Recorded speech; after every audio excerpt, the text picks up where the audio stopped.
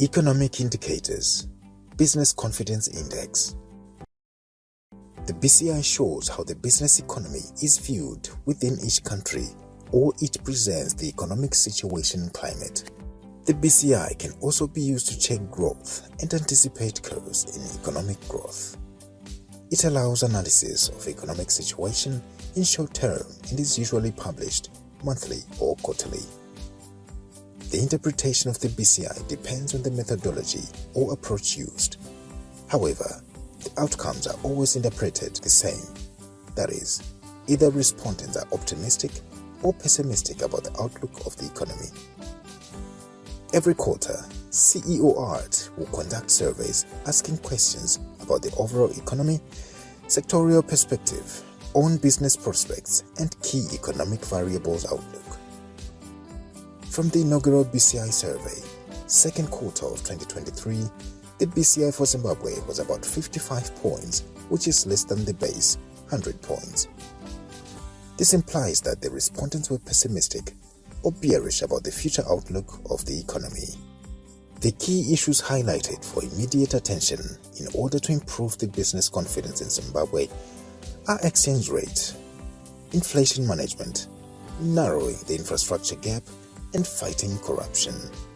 As we embark on the third quarter BCI survey, we call upon all key stakeholders to participate and complete the questionnaires for effective contribution towards establishing this significant economic indicator.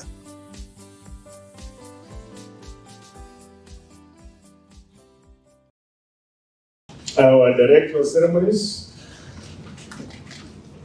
the Minister of State for Provincial Affairs and Devolution, Matabeleland North Province, Honorable R.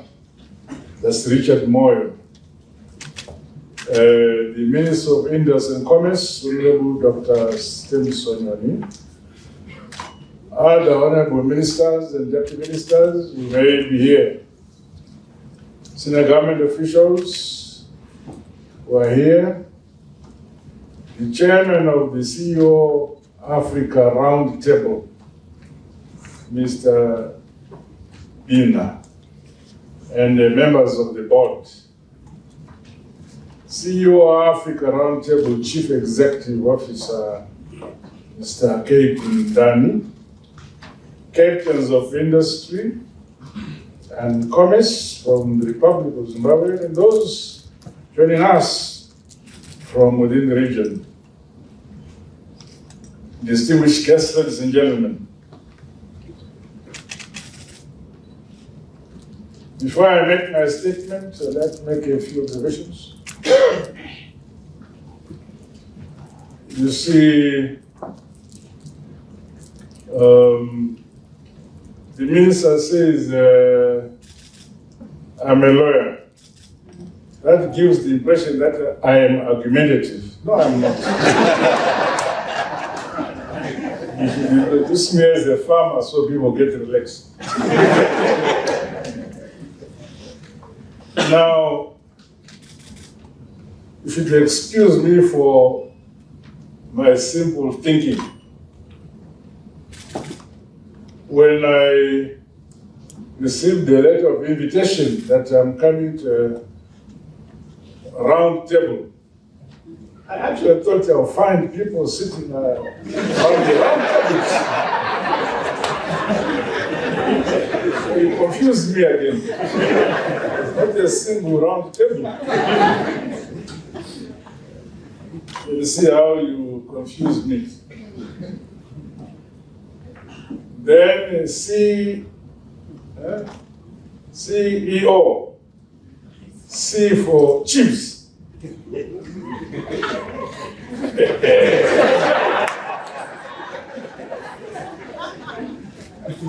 So I'm meeting chiefs. E, executives. Woman. But I'm meeting big people who are chiefs and the executives. The list is an officer. So this room is the cream of the nation. The chiefs.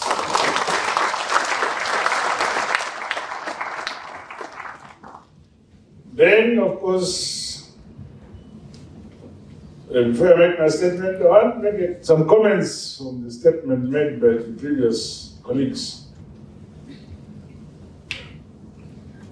It says we must have 70 billion. 70 billion. Where are we now?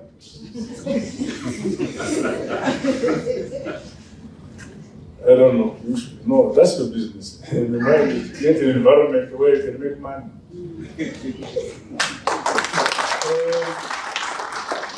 And you ask us to have economic growth, annual growth of about 13%.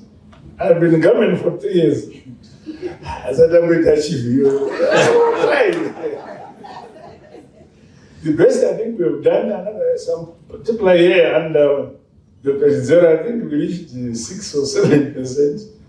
I know it was 9, maximum was 9, I remember, in the 80s. And they've never been above that. But it's not a crime to aspire to 18. It's a good goal. But to achieve it, I'm not so sure. It depends on you, not really on me. And I create conditions for you to achieve that. So the challenge is not really, because when you presented it, you thought you were presenting a challenge to government, not to yourselves. That's about that growth. And again, you say that you believe it is necessary for governments and possibly both industry and commerce to achieve 13%, which I just mentioned. Yeah, I'm aware that some sub-sectors of the economy can do it. But when you average the national growth, you hardly achieve it. I know that you've done so well. I think last year we did 8% growth in agriculture. I think that was the highest. I'm not sure about industry, what you achieved. I think you're talking about 13, perhaps you did more than agriculture. I don't know. What did you do? What did you achieve?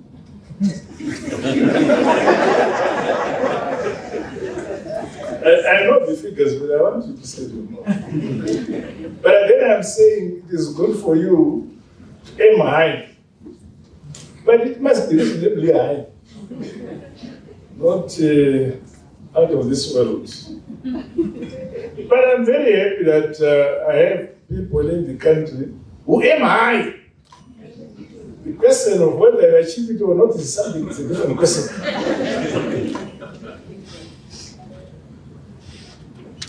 You also talked about peace. I think that one, the country is enjoying peace across the board. We have been experiencing peace. This is one of the periods in recent history that we are going through really peaceful processes in whatever we're doing. We're doing all our things very peacefully. So that one, I can assure you that we'll continue to preach peace, love, harmony, and unity among all people.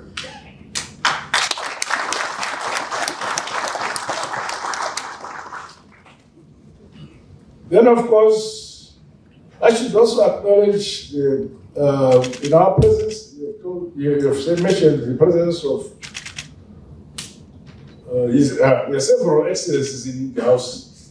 I understand there's some excellencies from, I think, Malawi and Zambia. Most welcome, comrades, to Zimbabwe. That's how it should be for us to share our perspectives in our respective jurisdictions. Because at one time we were one federation, we were just a federation, meaning that we were 3 sister countries. So it is critically important that we continue to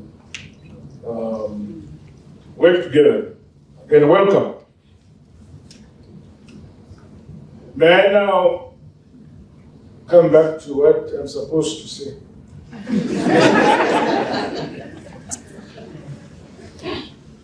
It is my singular honor and pleasure to address you today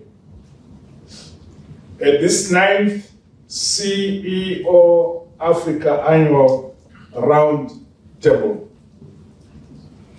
which comes shortly after our country successfully conducted credible, free and fair, harmonized general elections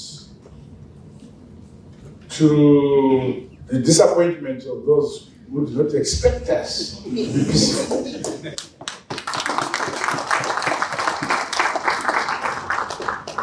Let me assure you, we shall continue to disappoint those who don't want us to be peaceful, because we shall remain peaceful.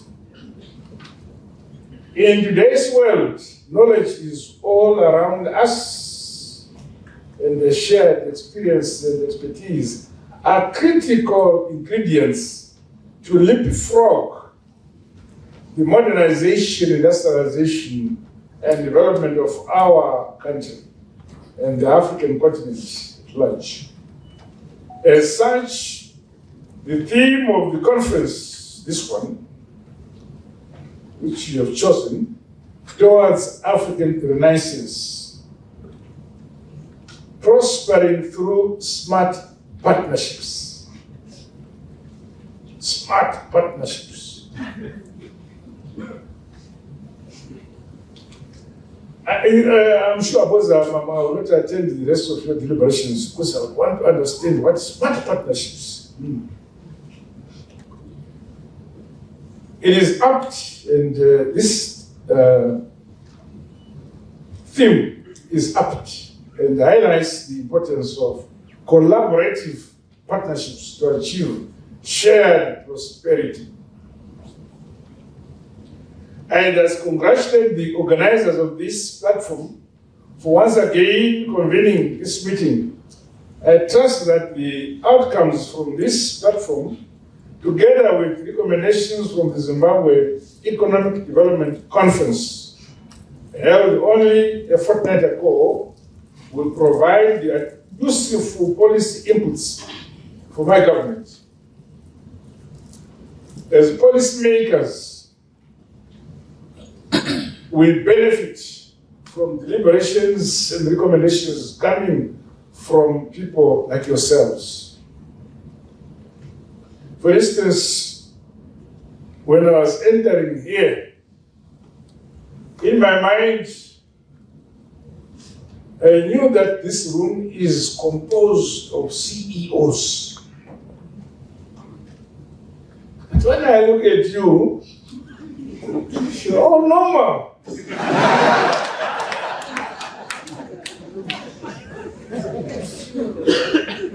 There's nothing that makes you different from other people. It frightens me that I meet CEOs, meaning people who have succeeded in life and are at the top.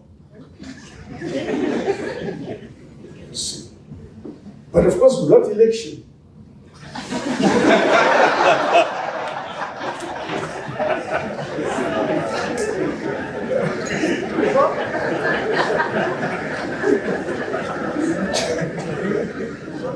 Which is good. Because in elections you rig.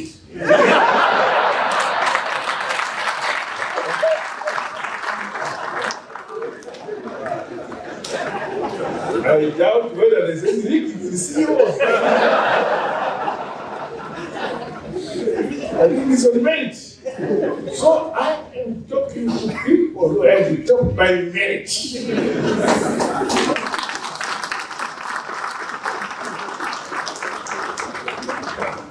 Further, I hope the last 5 years of my administration have given clear direction to you in business and industry on the vision and direction of our country.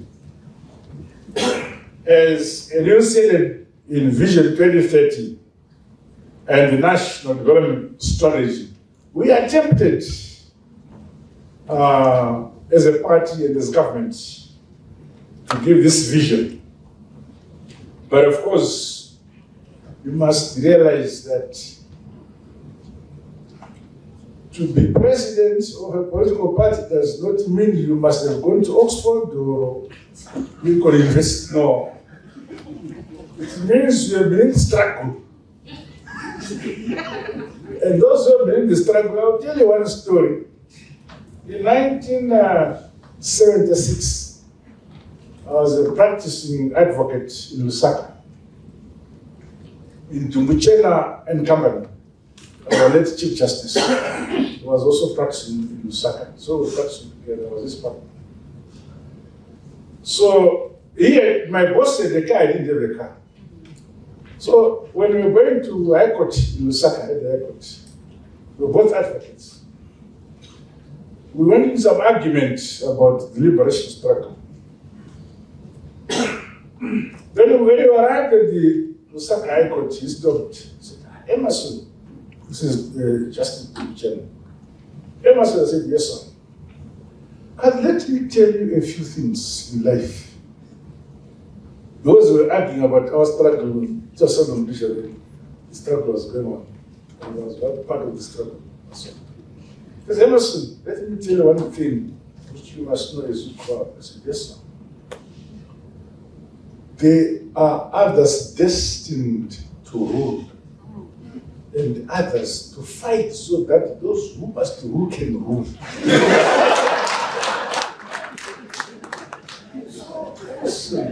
You belong to the category of those who must fight for us to rule. So we parted, I went to the chamber as an advocate. Then we went to the war and so on. Then we became independent. I became Minister of Justice. And there was Mr. Gabi, who was Chief Justice. Now my boss, President Gabi, says, listen, we now need to have an African Chief Justice. Now, the person I had in mind was the Michelle. They had told me that. So I called Mr. Michelle at my office. I was Minister of Justice. He said, Baba, I'm sorry, it's the only thing for I said, my Prime Minister, God was President, my Prime Minister wants black man is charged with Chief Justice. And I remember our discussion last time in Saka at the airport when he said, you are born to rule, and I to fight as a guerrilla. Now I want to see whether I can appoint you as a judge. Oh, don't worry about the past.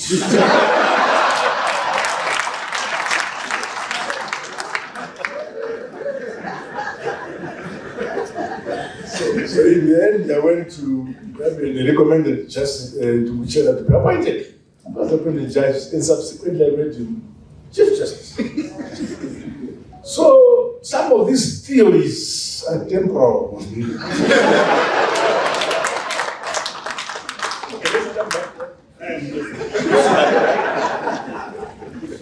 It is my expectation that the private sector will arise and take up their strategic and important role of driving our country's economic growth, our modernization and industrialization to the next levels.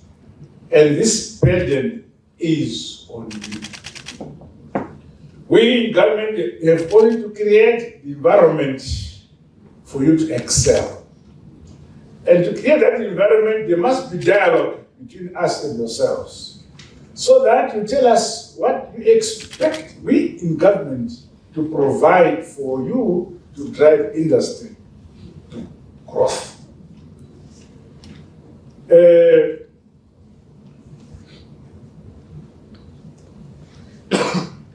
You see, the Bible says, I don't know in English. And if what I say, I don't know English. So you must work. That's what God says.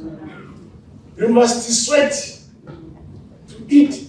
But the president, not the president, the Lord above the I was with the president up there.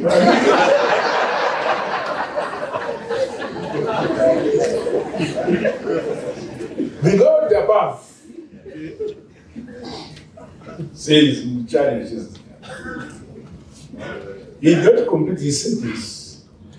It meant that we must work in order to eat. In other words, it says, if you need comfort, it does not just come without you working. If we want to modernize our country, we must work for that. We can't expect anybody else to come and work for us. The Word of God doesn't say others couldn't have charged this year, no, each one. I know that change. So each one of us has a duty to contribute to the comfort and prosperity of our respective nations and jurisdictions. And this is a burden on all of us. But you find people, especially among you who are sophisticated, you believe that the burden is on somebody else. No. We have a responsibility to prosper our country together. This is why we have this philosophy of leaving no one and no place behind. Because those who have the means, the capacity and the skills and competencies to grow the economy, to modernize our country, carry the burden, to carry everybody.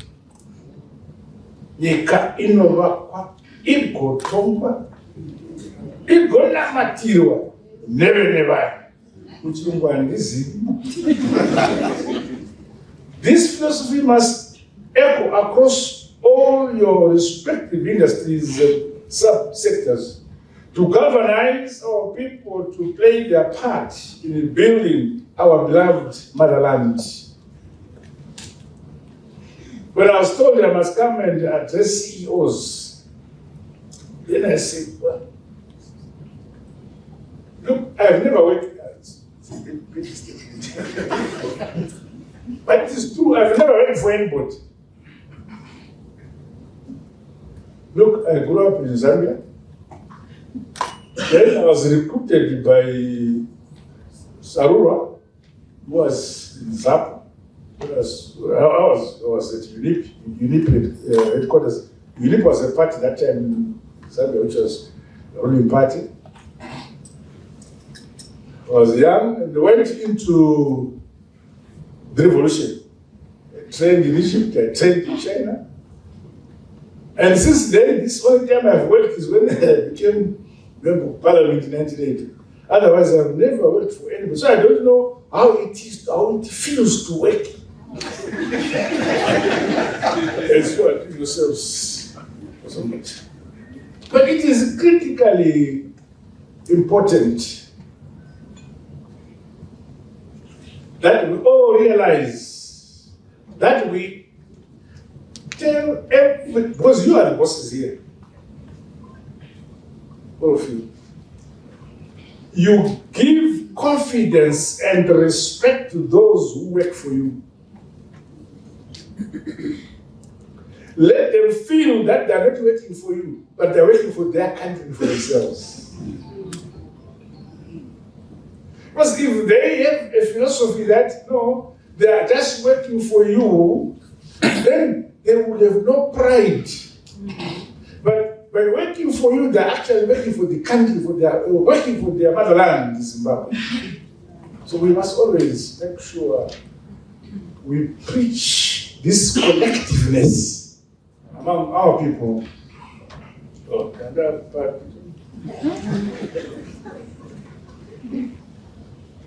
Yeah, we can no longer continue to admire the level of development in other countries.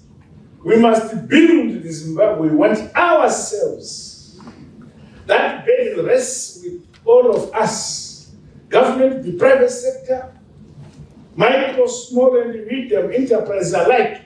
We have that burden. When we were growing up, I remember this is 1956, 65. There's a school called Mnangagwa Boys in Zambia, where I was. Then our teacher taught us in a subgroup, that time it was called civics, social studies. He tells us, you see, your parents pay taxes to students. And these taxes are used to build schools, clinics, and the roads.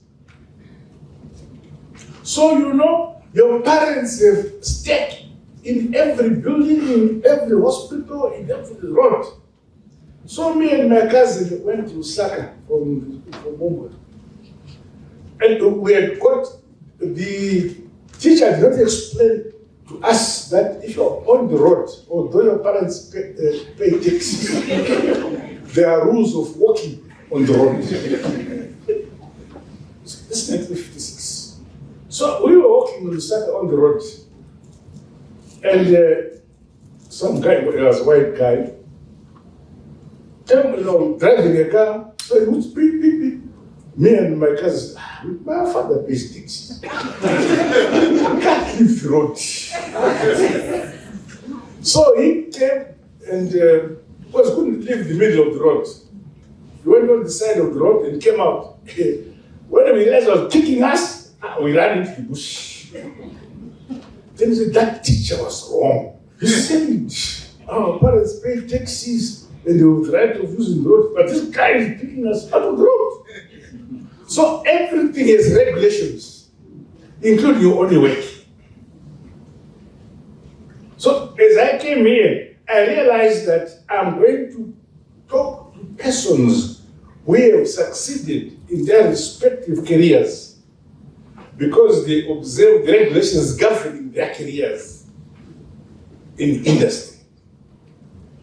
I also said, I am sure they will recognize that you can't just become president unless you recognize regulations governing the party of president. So everything is regulations.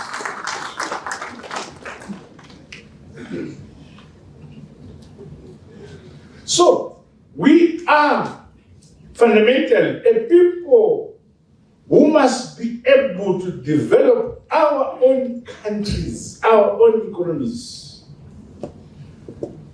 You find people among us, it is not a crime admiring what they have seen in Japan or in Los Angeles or in Brussels. It is extremely good to admire. But then from admiring, you must then say, I want also to develop my country to an extent where other people will admire what is in my country.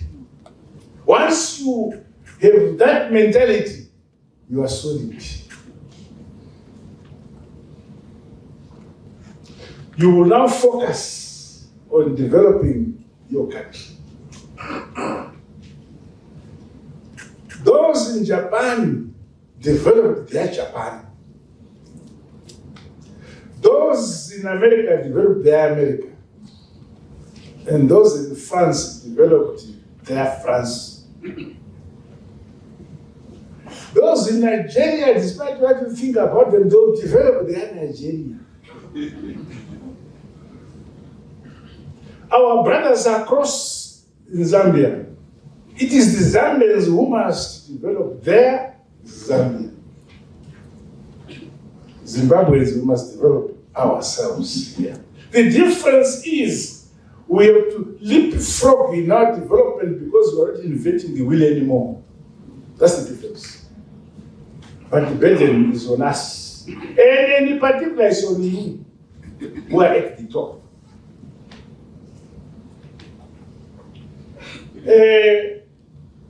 Let me say about ourselves, the growth of our agriculture value chain and related industries, especially in rural areas, as well as the need to mitigate the impact of climate change through the provision of boreholes for grassroots communities should be supported. I'm telling you this one. We have counted our villages. There are just above 35,000 villages in this country. So, I'm not the chief, I'm the captain. So, as the captain, you are chiefs. Because you said the CEO. We have said we need everybody. We have a philosophy of leaving no one and no place behind. We need every single household in the country to have clean water. So we have a program of having solar-powered boreholes on each of the 35,000 villages in Zimbabwe. We are now in our third year, I think 2.5-year program of making sure each village has a solar-powered borehole so there is clean water. Now, where is the end of industry and commerce in this? Well, look, I've not had a business. No, I have a farm, sorry. But as you sit here as the CEOs, do you discuss how you can assist? Yes, I know the most important to discuss how to make more profits. It's not a crime. But do you discuss how you people in the industry can assist those who are not as privileged as yourselves so that we fulfill our philosophy of leaving no one and no place behind? I may be saying things you don't like, but you see, Konga got in. Well, I challenge the private sector. As you are beneficiaries of government-created environment for business, to contribute positively outside your own direct companies. Indeed, you talk of the scope of smart partnerships. I'm not so sure what smart partnerships are. In my own simplicity as a villager, I thought that smart partnership would mean partnering with unsmart people so they become smart. And these are our villagers, our ordinary people. If I'm out of topic, don't worry, I'm an old man. This is how I think you should be able to assist. When you come here and you just say, okay, we are in industry and commerce, what are we doing? Besides collaborating as industry and commerce to grow our industries, grow our commerce, what are we doing for those in our communities outside there? Let me move on and speak about the things you always talk about, which is the area of the elite, the tourism sector. I think there is a need to leverage on our regional competitive advantages through regional product development and marketing. For instance, the Minister of Martin was here when I was addressing another conference here. You know, there is this Victoria Falls.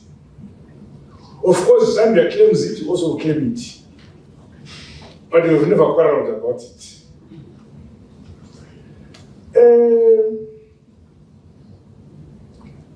Years back, on our side, I don't know on Zambian side, on our side there's a statue of David Livingstone. Have you seen it? Telling the world that this is the guy who discovered the Victoria Falls, which was a community of people.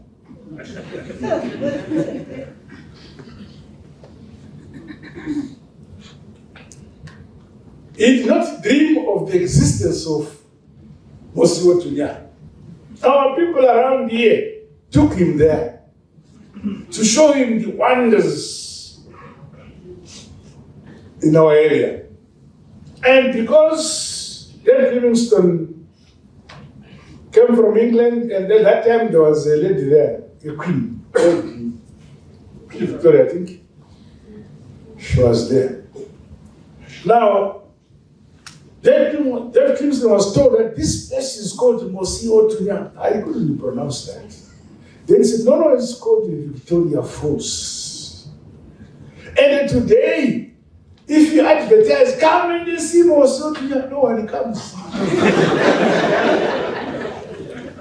Come and see Victoria Falls. German planes, American, British, French, Chinese, they come. Something is wrong. Perhaps I'm too old. This is what I see. So we also, the majority of you here, you never say to your children, your friends, let's go and see CEOART2023. You all say,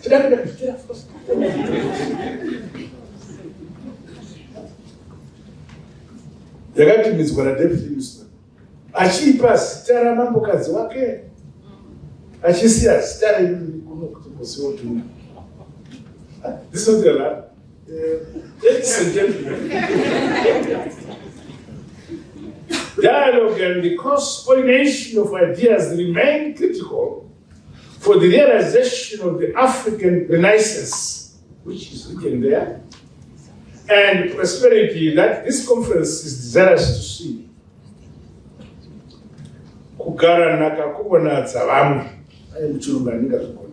However, in charting the way to a prosperous future for our country and continent, we must remain true to our own Zimbabwean and African values, priorities, and patriotism.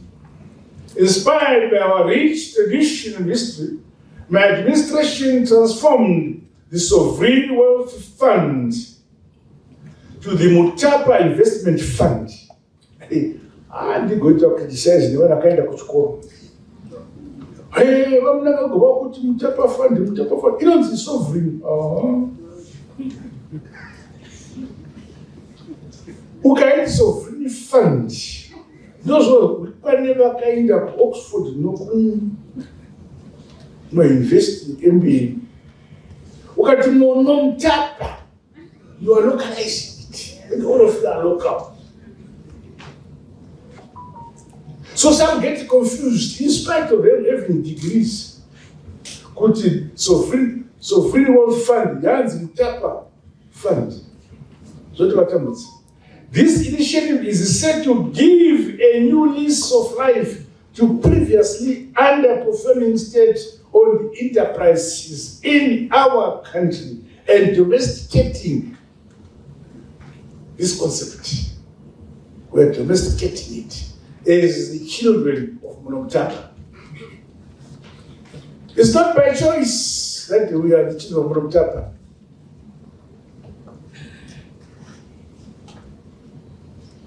Let us never be blind or disregard the developments in our own country in favor of those from elsewhere. As you are aware, my government adopted the Heritage-Based Education 5.4 model, which has seen the production of goods and services through science, technology, and innovation. Since the Second Republic came into office, Wakambona invested and never strike. So, why? We have created innovation hubs at every single state university in this country. And they will pump funds to these innovation hubs. And they say to our girls and boys at university or institutions of higher learning, dream and dream. Whether your dream translates to a product or to a service or to nothing, here is the money.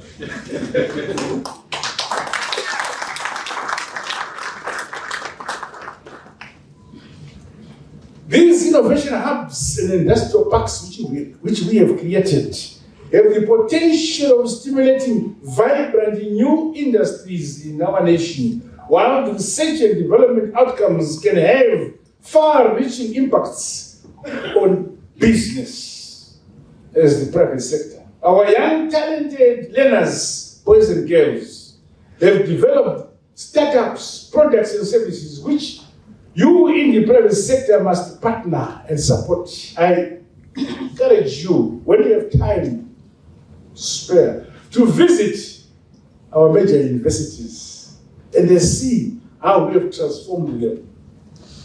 We are not going to produce products from these universities who are going to look for work.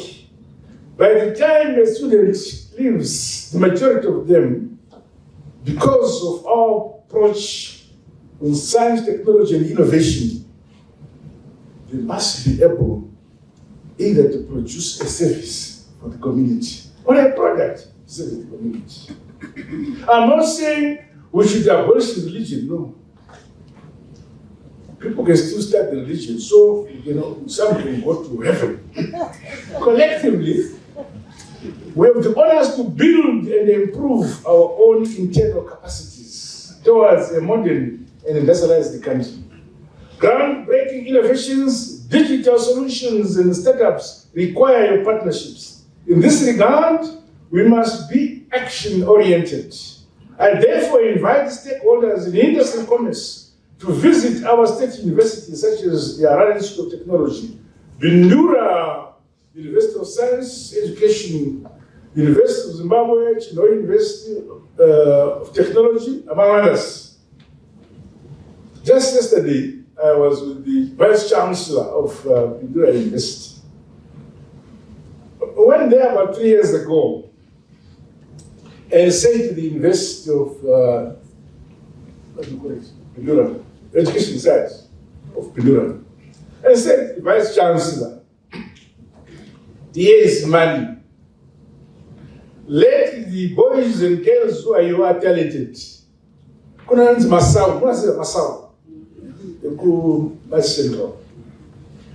them do investigations and see what can come out of Massaw. And there goes village. Our own boys and girls doing sciences, chemistry, and so on and so on. Don't worry, I did the bricklaying. So they have produced 3 types of drink.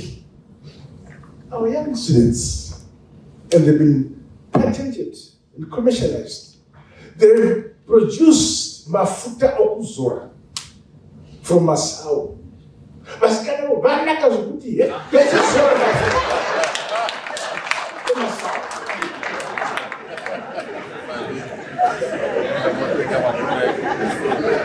And yet, you grow up thinking that mafuta okuzora fana kubva kwa America. Massaw. What did you do that? That one display.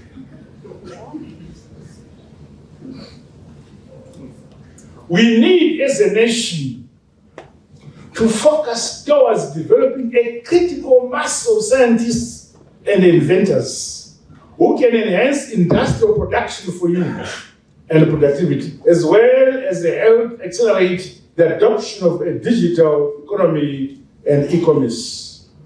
The Second Republic is implementing measures to continually improve the doing business environment through agencies such as the Zimbabwe Investment and Development Agency and other relevant institutions. Our efforts are already yielding positive results. Recently, we have witnessed an increase in foreign direct investment inflows into Zimbabwe, particularly in the mining, agriculture, manufacturing, and tourism sectors. As we focus on our development agenda, we remain seized with opportunities under the Africa Continental Free Trade Area through private sector-led initiatives. I expect you, through the various sub-sectors, to have traceable growth with regards to increased investments and penetration into regional and the global markets. Business by business and industry by industry, I call upon you to play a part in the realization of the national growth targets of each of our main economic subsectors. Of course, my dear brother here is too optimistic. He's talking about 13% economic growth.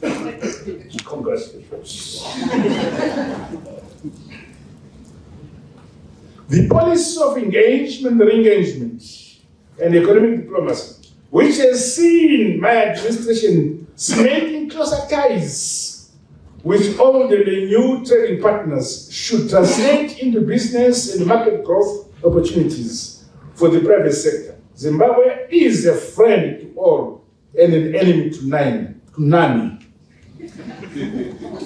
Our clarion call is for both local and foreign investors to invest in Zimbabwe across all sectors of the economy, leveraging on the abundant natural resources and the prevailing youthful dividends.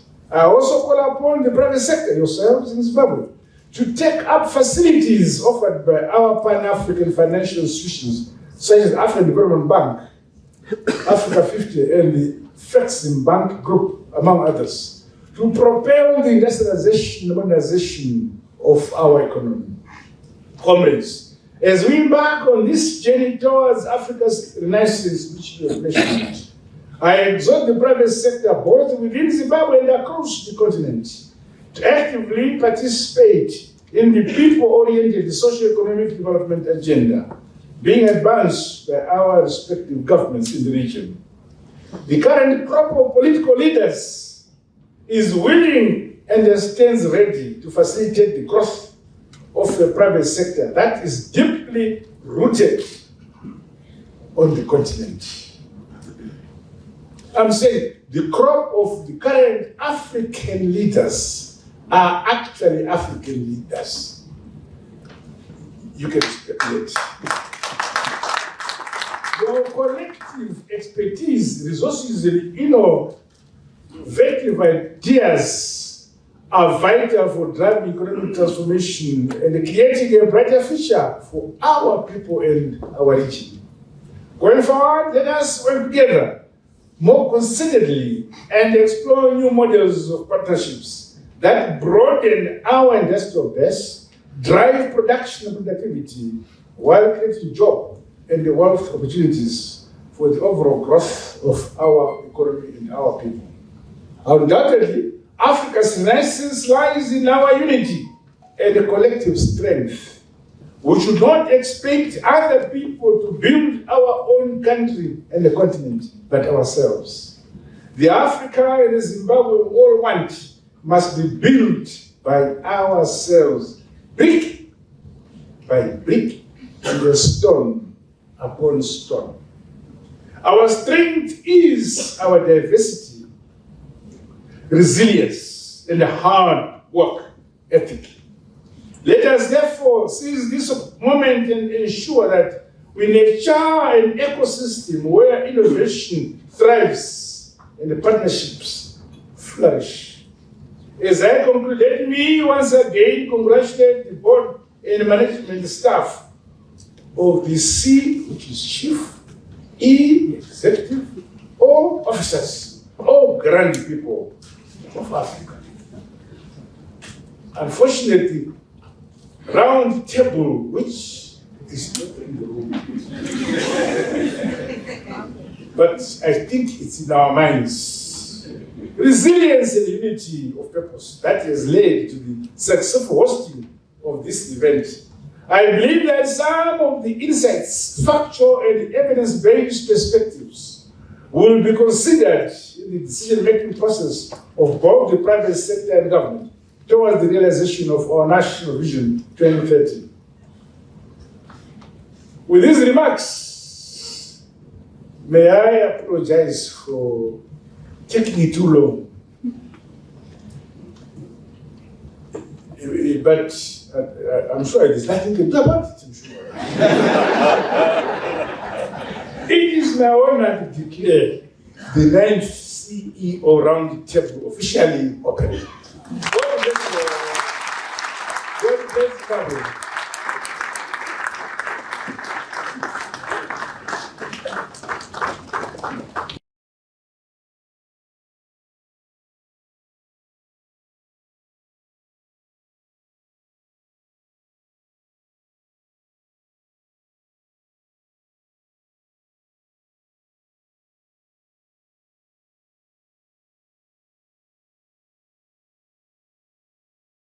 So I think give a hand again to His Excellency.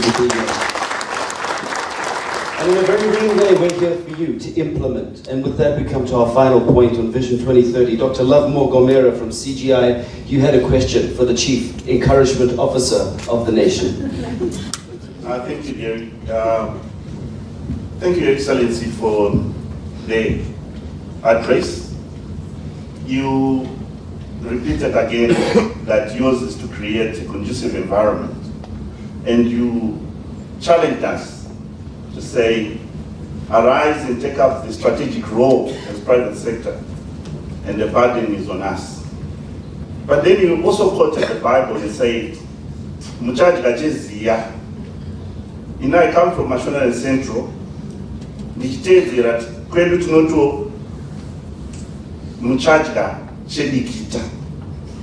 So in that regard, we have also noticed that it's less than 7 years in which to achieve the Vision 2030.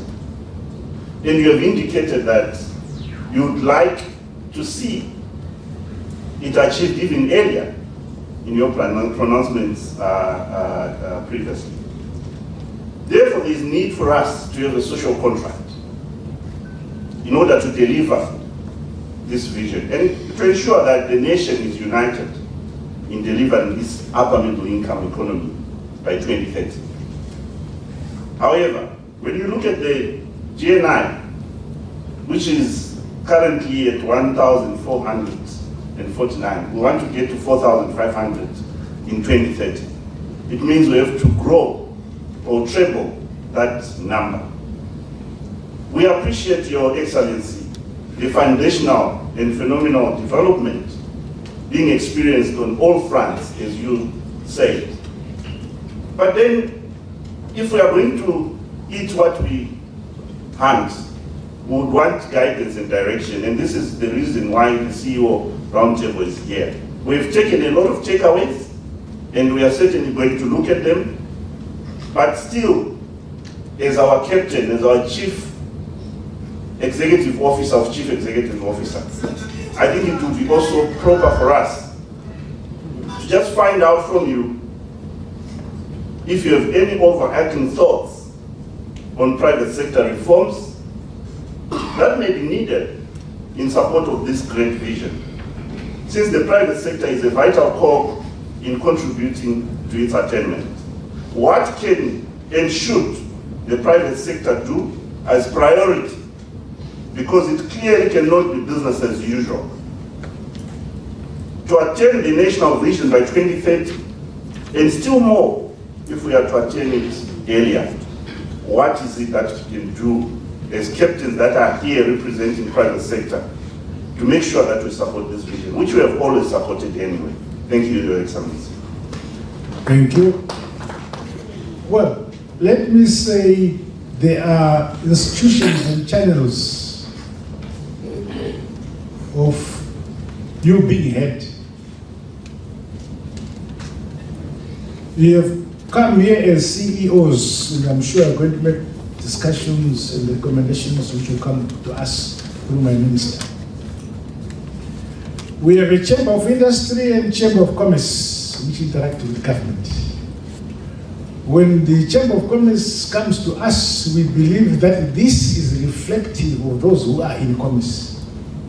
When the Chamber of Industry comes to us with recommendations, we think that is reflective of those who are in industry.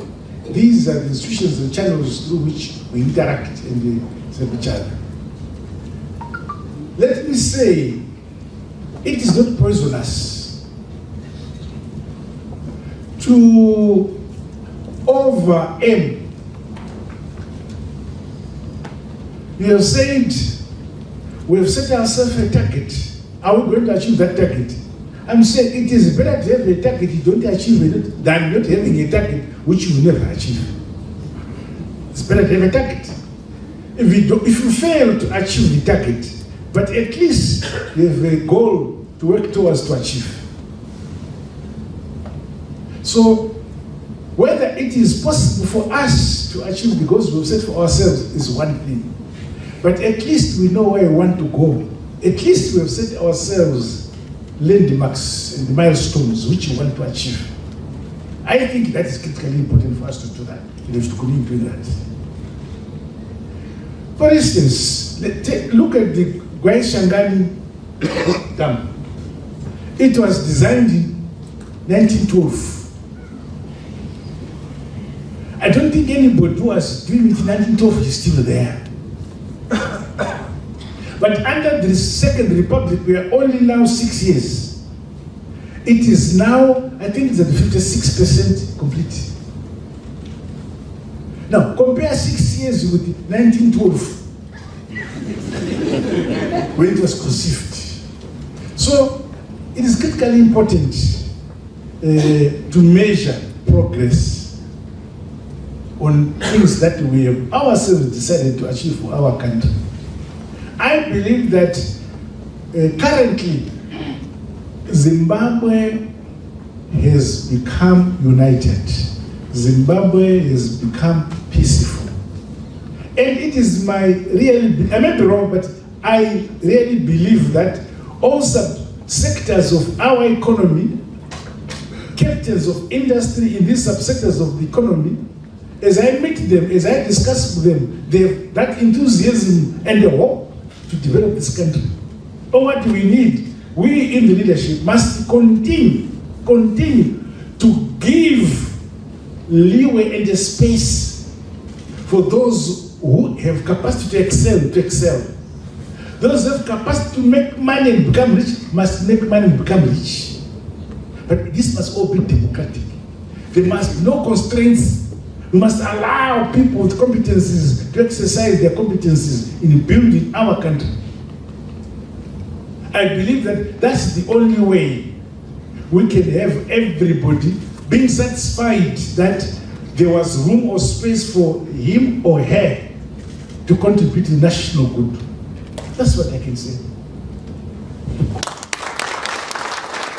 CEOs, you heard from the country's #1 CEO. That now comes to the end of that portion where the listening president has taken a time around the round table. Could I ask you to be upstanding for one moment to thank him for making this opportunity available? It does not go.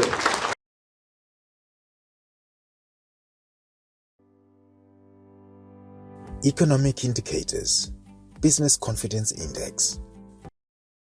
The BCI shows how the business economy is viewed within each country, or it presents the economic situation and climate. The BCI can also be used to check growth and anticipate curves in economic growth. It allows analysis of economic situation in short term and is usually published monthly or quarterly. The interpretation of the BCI depends on the methodology or approach used. However, the outcomes are always interpreted the same. That is, either respondents are optimistic or pessimistic about the outlook of the economy. Every quarter, CEOART will conduct surveys asking questions about the overall economy, sectorial perspective, own business prospects, and key economic variables outlook. From the inaugural BCI survey, second quarter of 2023, the BCI for Zimbabwe was about 55 points, which is less than the base, 100 points. This implies that the respondents were pessimistic or bearish about the future outlook of the economy.